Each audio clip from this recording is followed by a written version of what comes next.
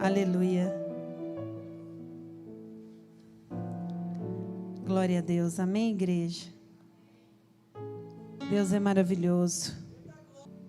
E Deus, Ele não age como a gente pensa que Ele age. Deus, Ele atua fora da nossa caixinha. E eu vou pregar sobre isso hoje, sabe? E muitas vezes nós pensamos que, e os outros também, quando olham para a gente, pensam pelos padrões normais que está dando errado, que está acabando, que vai cair, não vai dar certo. Mas Deus, Ele é Deus que tem o jeito dele de agir. Então eu quero que você abra a sua palavra no livro de 1 Samuel, capítulo 22, Davi na caverna de Adulão. Amém? Aleluias. Aleluias.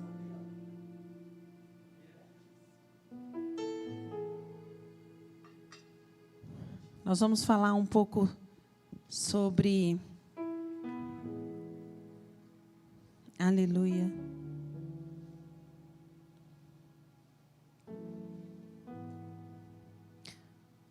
Amém? Então diz assim a palavra do Senhor. Então, Davi se retirou dali e se escapou para a caverna de Adulão. E ouviram-no seus irmãos e toda a casa de seu pai, e desceram ali para ele. E ajuntou-se a ele todo homem que se achava em aperto, todo homem endividado, todo homem de espírito desgostoso. E ele se fez chefe deles, e eram com ele uns 400 homens. Amém? Aleluia. Pai, nós te adoramos nesse lugar, nós te exaltamos. Tua presença está aqui, Deus, desde o início. E o Senhor é maravilhoso. Obrigada, Jesus. Então, Davi agora é ungido, lá em 1 Samuel 17, e já começa aí Samuel, ele entra na casa de Jessé, e ele, pensando que Deus vai levantar um rei como o primeiro rei. Então ele, seguindo os padrões da mente dele, mesmo sendo profeta, ele não conhece o que Deus tem preparado. A Bíblia diz: o teu olho não viu, o teu ouvido não viu, nem subiu ao teu coração aquilo que Deus preparou para você. Então ele imaginou que Deus ia repetir, mas Deus não é um Deus de repetição. Satanás repete, Deus não. Deus faz coisas novas o tempo todo. Eis que faço uma coisa nova. E novo é novo. Novo é aquilo que você nunca viu, aquilo que você nunca experimentou. É algo novo, é um cheiro novo. Tem cheiro de bênção nova, não é? Então, quando ele chega, ele pensa que ele vai ungir Eliabe, porque Eliabe parecia com Saul. E Deus falou: Samuel, você não está entendendo nada. E você também pode estar aqui nessa noite sem entender nada do que Deus está fazendo. Mas todas as coisas cooperam para o bem dos que amam a Deus e são chamados segundo o seu propósito. E no momento que Davi recebe uma unção e que ele vai, mata o gigante Golias, não preciso nem entrar em detalhes, Saul sente inveja de Davi, e começa a perseguir Davi. Toda vez que Deus te derramar sobre você algo novo, toda vez que Deus prometer algo novo, muito espírito de Saul vai se levantar para te perseguir. Muitos Saús. Mas Saul é como Penina. Ele tem propósito, ele te empurra para o centro da vontade de Deus. Saús te preparam, Saús preparam Davis, assim como Peninas preparam Anas para gerar, amém? Então, quando nós já chegamos a um nível de maturidade com nosso Deus, a gente entende que toda perseguição, que toda todo levante contra a nossa vida tem propósito de Deus. Então, naquele momento, Davi foge. E o primeiro lugar que Davi passa é lá em Ramá, na casa de Samuel. Davi vai para a casa dos profetas e chega lá, ele começa a profetizar junto com Samuel em Ramá, na casa dos profetas. Então eu entendo que num tempo de perseguição é muito bom andar com o profeta de Deus. É muito bom receber uma palavra profética da parte de Deus. E Saul descobre que Davi está lá em Ramá, está na casa dos profetas, e ele manda soldados para perseguir Davi. Só que no momento que eles estão chegando perto da casa de Samuel em Ramá, a unção era tanta que os soldados começam a profetizar também.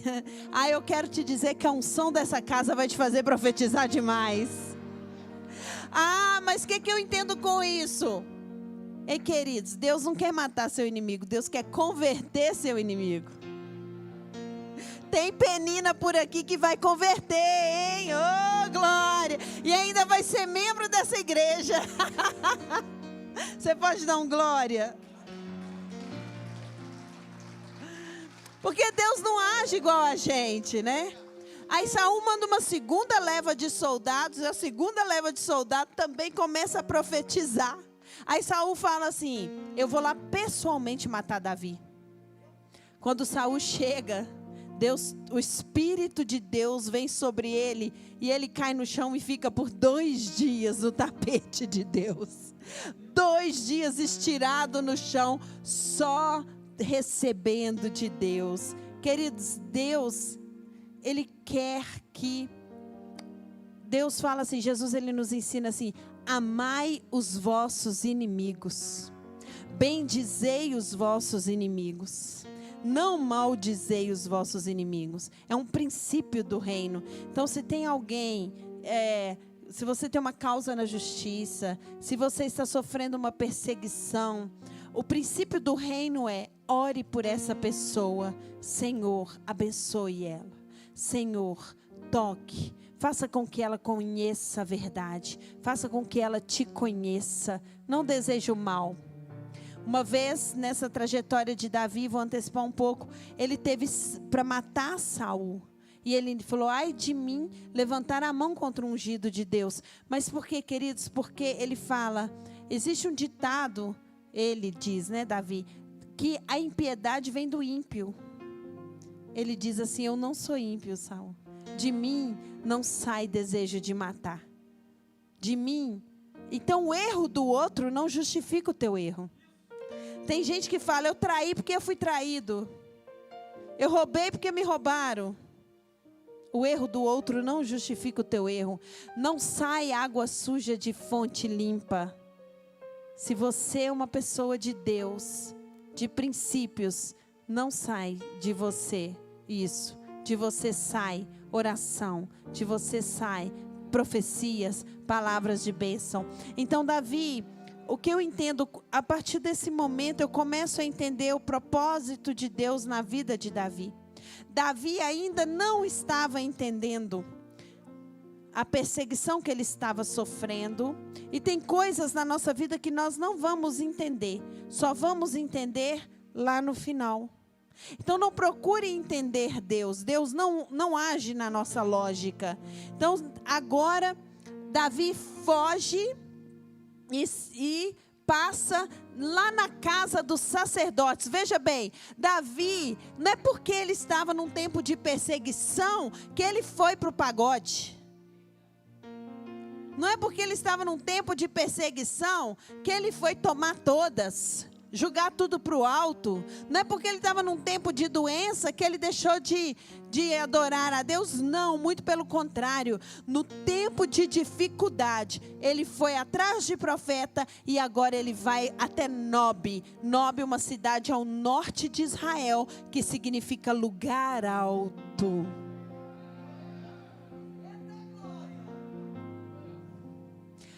Sobe, queridos. E lá ele encontra Aimeleque e ele fala com o sacerdote. Ele fala para o sacerdote: que tens na mão para me dar? Ele pede 3 coisas. Uma não está relatada aqui, mas à frente diz que o sacerdote consulte a Deus para ele, que dê ele pão e dê ele uma arma, uma espada. E nesse momento, em 1 Samuel 21, eu descubro que tem coisas que só saem debaixo da unção da nossa cobertura espiritual. Tem coisas guardadas, tem tesouros guardados que está debaixo do éfode do nosso pastor. Porque quando ele chega naquele lugar, ele fala para o sacerdote Aimeleque, que estava numa missão, e ele pede pães. E o sacerdote fala com ele lá em 1 Samuel 21, versículo 3, versículo 4. O sacerdote diz: não tenho pão comum para te dar. Eu não tenho pão comum para te dar. Eu quero te dizer que toda vez que você entra na casa de Deus, que você entra na presença de um sacerdote, você não sai daqui com um pão comum. Eu não estou te dando agora um pão comum. Eu estou te dando agora um alimento sólido, um alimento santo, um alimento santo. E se você comer desse pão, se você se alimentar desse pão, você será fortalecido nesse tempo de dificuldade, nesse tempo de perseguição. Aleluia!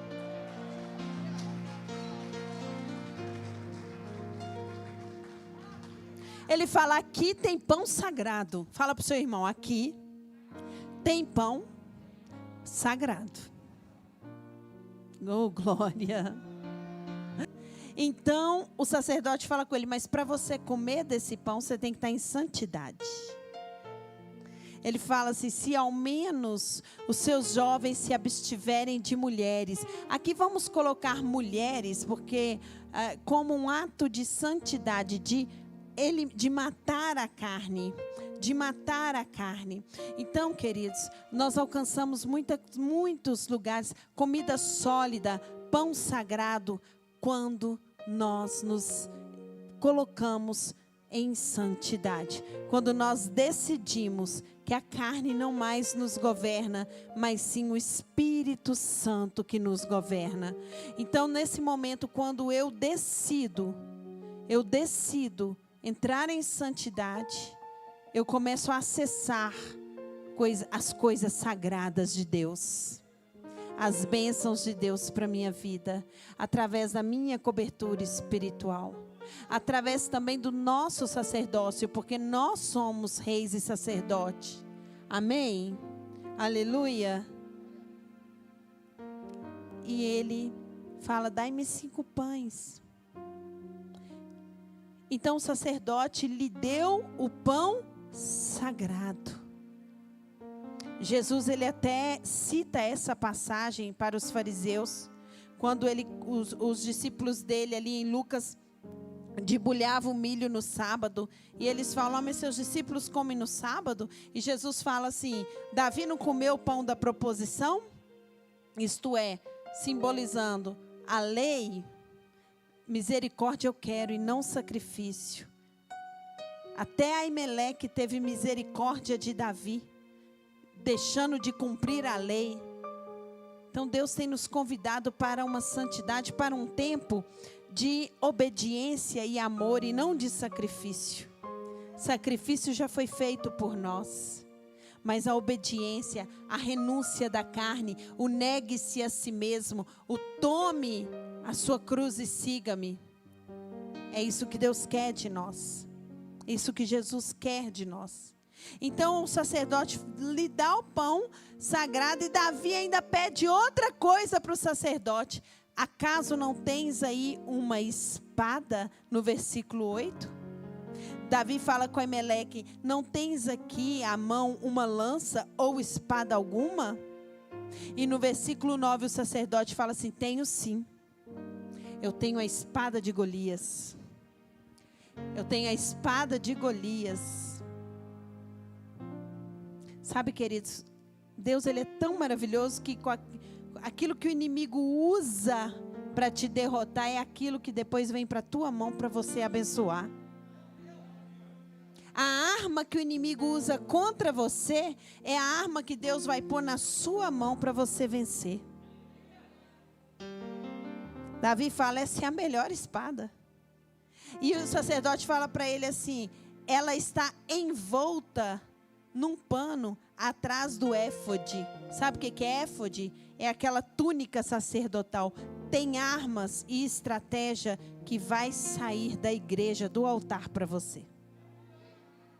Tem estratégias espirituais, tem espadas espirituais, tem visões espirituais, tem armaduras que vai sair daquele lugar que Deus te colocou, que Deus te plantou, e daquele lugar, da sua cobertura espiritual, é derramado para você. Essa espada estava envolta no éfode, na capa sacerdotal.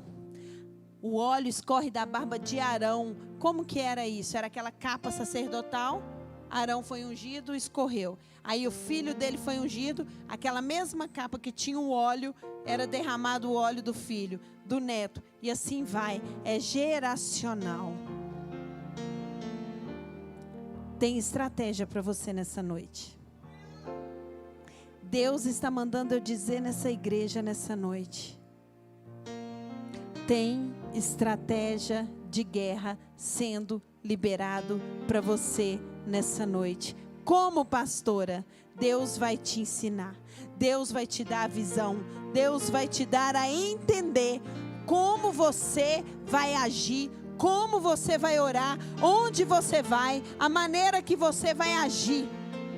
Quando Davi, ele pega aquela espada, ele pega o pão sagrado, ele já está alimentado espiritualmente, ele já está fortalecido no espírito. Então veja que no momento que Saul começa a perseguir, ele já recebeu ali a unção do Espírito de Deus. Agora ele recebe a palavra santa, ele recebe a estratégia de Deus, a arma. E Davi, ele agora esconde-se. Tem aquele momento que ele finge de doido lá em Gate, né? Para o rei de Gate, para Aquis. Mas ele chega agora na caverna de Adulão. Veja bem, queridos, que toda pessoa que tem um chamado, ela tem processos. Toda pessoa chamada por Deus: pastor, eu não sou chamado. Ah, não? Então por que você aceitou Jesus como seu Senhor e Salvador? Você é chamado sim a ser um cristão. Deus te recebe como você está, como você é, mas não deixa você como está. Ele trabalha em você. Então agora ele vai passando por processos. Primeiro Deus leva ele para entender o poder do Espírito. Depois ele come ali o pão sagrado, que é a palavra de Deus. Ele recebe uma arma para ele lutar. Isso aqui, aplicando na nossa vida, são estratégias de armas espirituais, como o apóstolo Paulo diz, que as armas, as nossas milícias não são carnais. Aleluia! E agora ele entra na caverna de Adulão. Adulão é uma cidade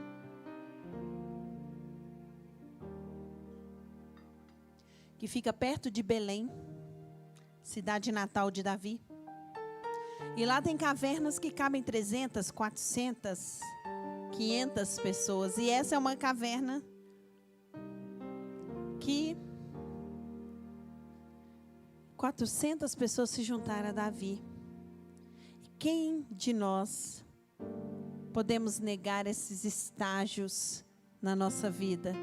O estágio da caverna. Aliás, antes eu até vou citar um estágio que antes de começar a perseguição, Deus, já até fiz uma pregação sobre isso, né? Quando Davi se torna pajem de arma de Saul, Deus escondeu Davi dentro do palácio. Igual ele fez com Moisés, né? Colocou dentro do palácio. Então, do palácio para a casa dos profetas, para casa, estações da nossa vida, momentos, para cada estação, uma estratégia. Estações passam, viram, o tempo do palácio acaba, aí entra o tempo da casa dos profetas, esse tempo também acaba, e aí entra o tempo da busca da palavra do sacerdote e acaba, e agora ele entra no tempo da caverna.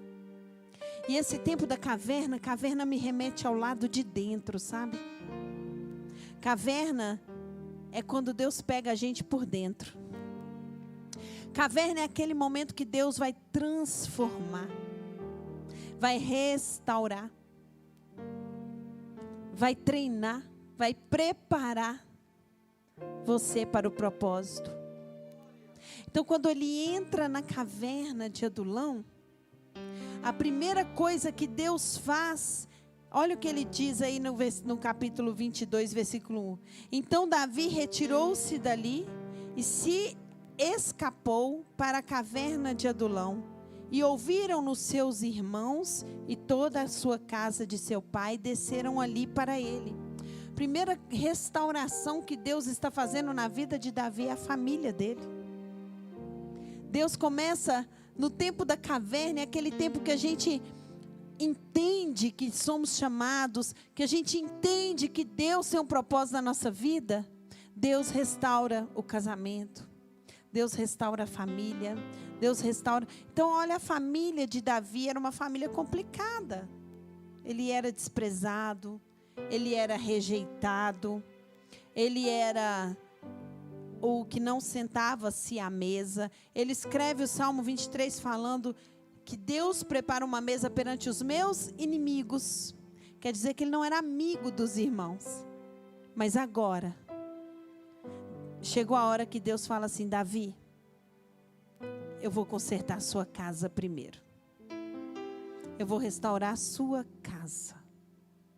Sabe, queridos, às vezes nós queremos mudar o mundo lá fora. E Deus está nos chamando para mudar a nossa casa. Muitas vezes Deus está, porque hoje, e muitas vezes eu vejo como pastora e eu vejo pessoas que precisam realmente entender que a família é projeto de Deus. E que Deus quer que a gente seja um pai amoroso, uma mãe amorosa. Deus quer que a gente ensine a palavra dentro da nossa casa. Em primeiro lugar, a nossa casa. De que adianta um ministério maravilhoso e uma família destruída? De que adianta? Infelizmente hoje, mede-se muito homem e mulher de Deus pelos números. Número de seguidores, números de pessoas que vão no culto, quanto que arrecada. E com Deus não é assim. Felizmente hoje, famílias destruídas. Mas Deus, o verdadeiro evangelho nos convida a restaurar o nosso lar, a nossa família, o casamento, os filhos, os irmãos. E Deus aqui leva o pai, a mãe e os irmãos para ter com Davi. O que Davi faz? Davi leva eles para Moabe. Quem vem de Moabe? Ruth, que era avó de Davi. Então o rei de Moabe recebe a família de Jessé de braços abertos. Davi agora tem o relacionamento com seus irmãos restaurados. E eu quero profetizar que o relacionamento da sua família será restaurado, que o seu casamento será uma bênção, que seus irmãos, seus pais serão bênçãos do Senhor, que toda a sua casa será uma bênção do Senhor, amém? Aleluia.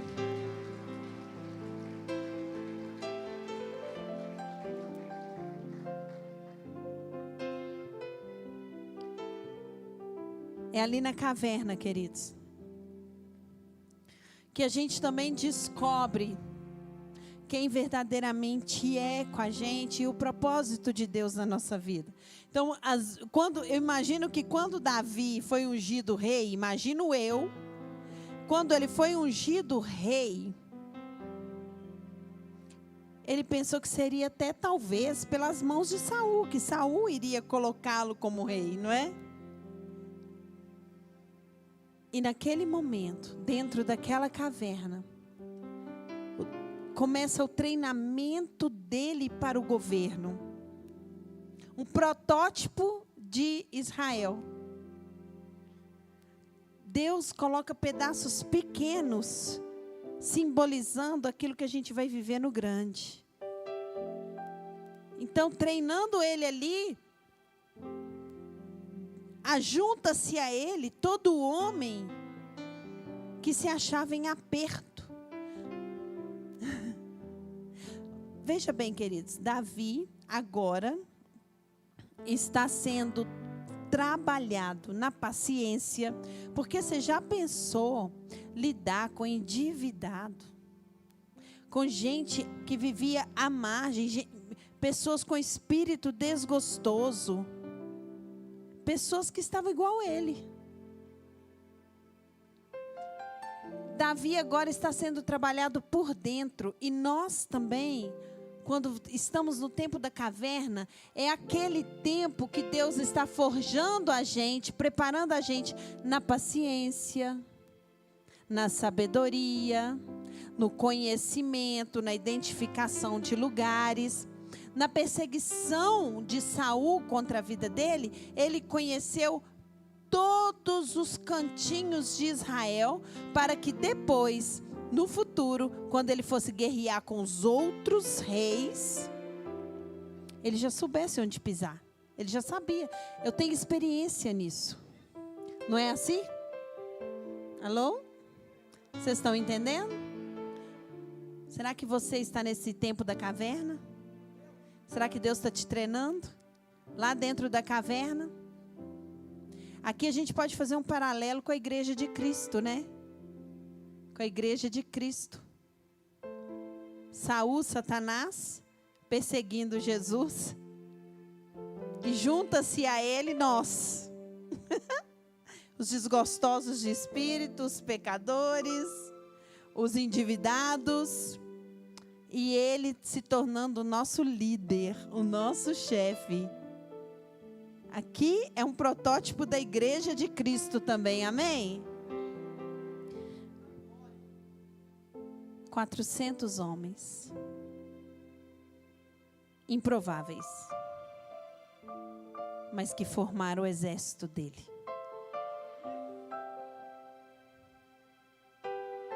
Em lugares difíceis, em dias difíceis, em situações difíceis, Deus pode levantar muitos improváveis que vão nos ajudar. Existe sim improváveis que vêm para nos ajudar. Para falar assim, pastora, estou vendo aqui, eu estou do seu lado. Aquela pessoa que você menos espera vai falar assim, meu filho, minha filha, eu estou aqui. Eu estou aqui para te ajudar. Eu estou aqui para te trazer um dinheiro para te abençoar. Talvez você está esperando, está com aquela conta atrasada, quem nunca, né? Está com aquela boleta e você endividado. E o Senhor levanta uma pessoa, uma viúva. Oh, glórias. Uma viúva para sustentar. Mas uma viúva, Senhor, é ela mesma. improvável, mas é ela que vai andar com você. Iletrado, mas é ele que vai formar o seu exército. Ah, mas é essa mesmo, aceita que dói menos. É essa pessoa que eu levantei para caminhar com você.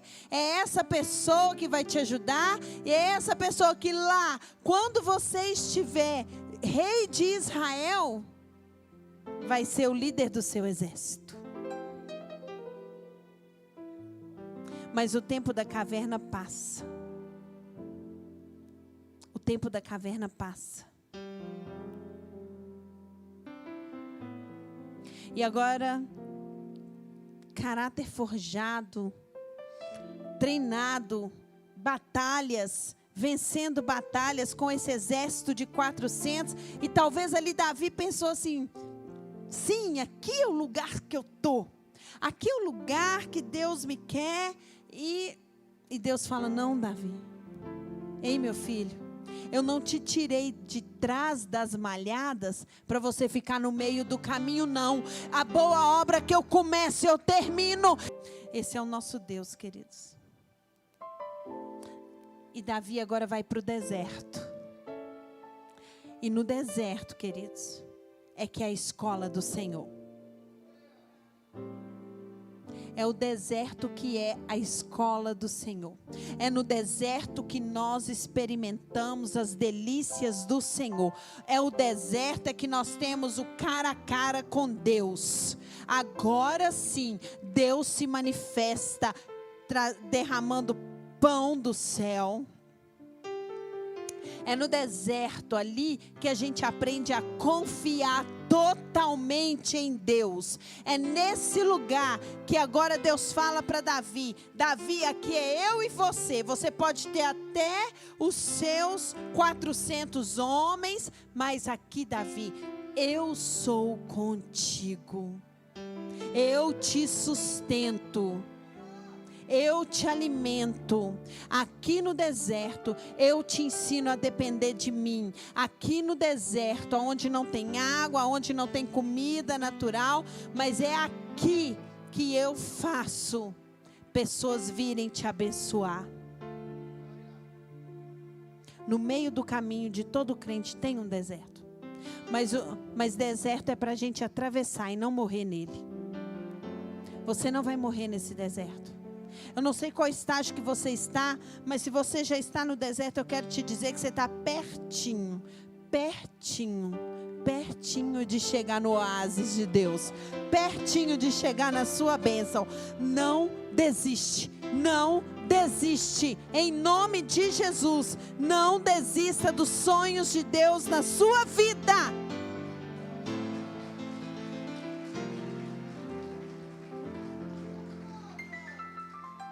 E no deserto, Davi é provado. No deserto, Deus testa Davi, Deus nos prova também, porque Ele coloca Saul dormindo, Ele corta a orla do manto de Saul, ali ele é testado.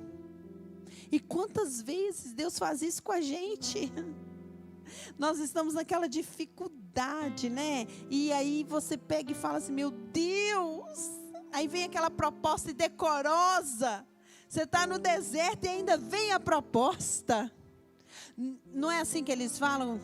Não troque o propósito pela proposta. E ali você fica tentado. E as pessoas que caminham com você, que não têm o entendimento que você tem, porque agora você já passou pela caverna, você já sabe que Deus está no negócio. Amém? Amém, igreja? E ali as pessoas falam, mata, Deus entregou ele em tuas mãos, olha.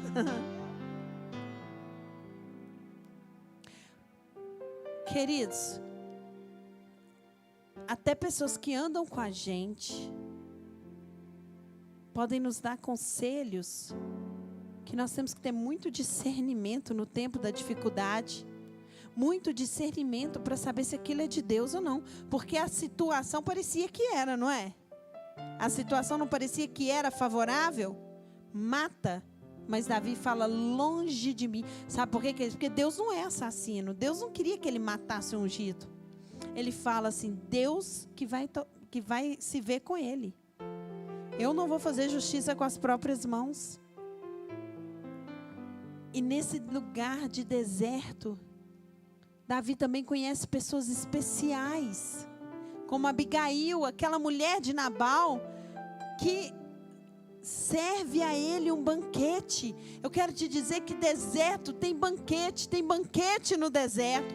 Anjos colocam banquetes para a gente. Não desanime.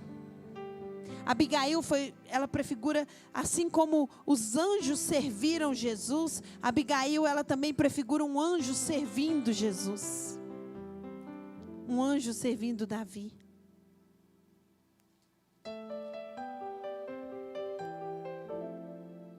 Como Deus é maravilhoso, amém?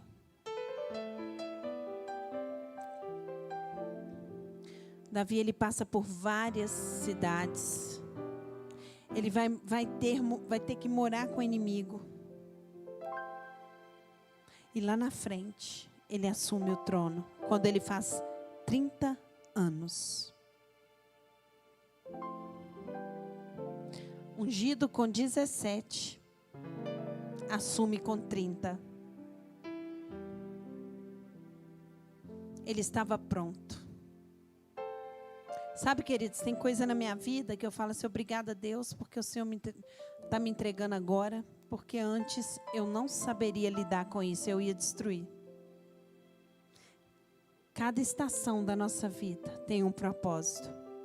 Para cada estação, uma roupa, uma unção, um tempo.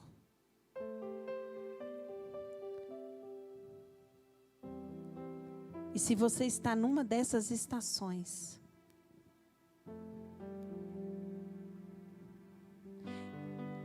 não fique triste. Pelo contrário, alegre-se. A fé madura se alegra. Quem realmente sabe que foi chamado, e nós todos fomos chamados em Cristo, nós sabemos que Deus não perdeu o controle de nada. Que Ele está no controle de tudo e a gente começa a se alegrar com toda a situação, mesmo que pareça adversa, mas as provações momentâneas nem se compara à alegria que nós vamos ter na glória. Então, eu quero servir para você hoje um pão sagrado, um pão tão santo que é o seguinte: não murmure. Se você é um cristão, verdadeiramente um cristão, não murmure. Não murmure. Isso é uma coisa que Deus tem trabalhado muito comigo. Não murmure. Cada provação que você passar, dá glória. Dê glórias. Na noite que Jesus foi traído, Ele deu graça. Ele agradeceu. Então, quando nós somos maduros na fé, nós entendemos que cada passo que damos, o Senhor, Ele é conosco. Deus, Ele é conosco. Então, nós, a verdadeira fé, falei isso na última pregação e vou repetir.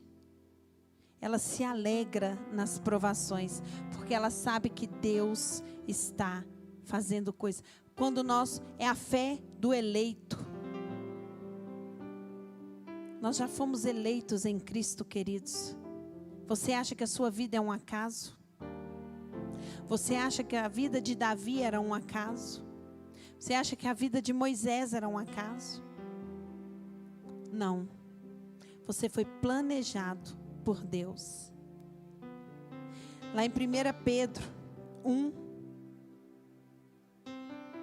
diz a palavra de Deus, 1 Pedro capítulo 1,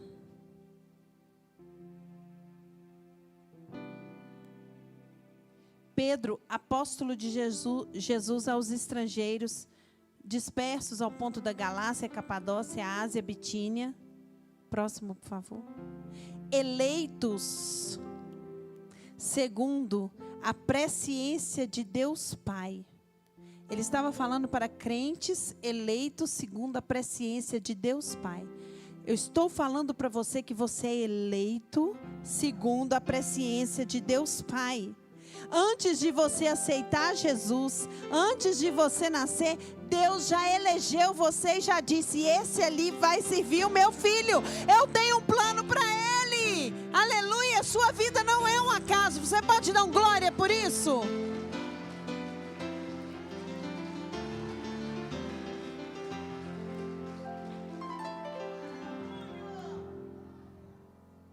Você é um povo santo. E ele diz aqui ainda, no versículo 6, por favor, versículo 6, diz assim: em que vós, vamos no 5, que mediante a fé, estáis guardados no poder para a salvação, já prestes para se revelar no último tempo. Próximo. Em que vós grandemente vos alegrai, ainda que agora importa, seja necessário que estejais um pouco contristado com várias tentações. Isto é, que você esteja triste, passando por várias provações. Davi, ele falou com Saul assim: o que eu te fiz, meu rei, para você me perseguir assim como uma pulga? Ele se sentia como uma pulga, pulando de um lado para o outro. Como um cão. Ainda que você esteja triste, vos alegrais, porque Deus está fazendo uma coisa nova. Queridos, se tem uma coisa, um mistério no reino, é que tudo que é bom fica escondido por um tempo. Tudo que é precioso é escondido. O ouro tem que cavar. Diamante tem que cavar. Tudo o que é raro fica escondido.